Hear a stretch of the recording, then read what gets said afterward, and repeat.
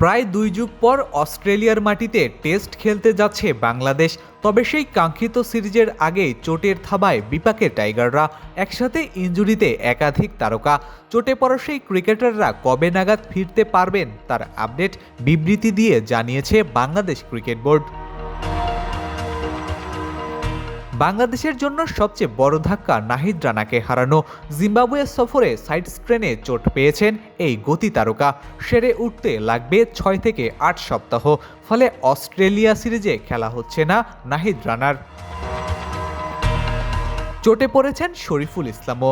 বা হ্যামস্ট্রিংয়ের চোটে প্রথম টেস্ট মিস করবেন তিনি।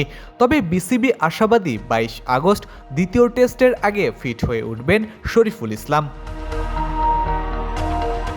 লিটন কুমার দাস এখন সিঙ্গাপুরে চিকিৎসাধীন। প্রথম টেস্টে তাকেও পাওয়া যাবে না, তবে দ্বিতীয় টেস্টের আগে ফিট হওয়ার সম্ভাবনা রয়েছে। অপরদিকে দীর্ঘদিন ধরে চোটে থাকা তানজিম হাসান সাকিব চলতি বছরের শেষ দিকে ফিরতে পারবেন।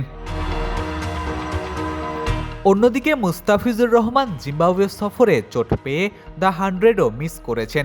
তবে সুখবর হলো 18 আগস্টের মধ্যে পুরোপুরি ফিট হয়ে উঠবেন কাটার মাস্টার।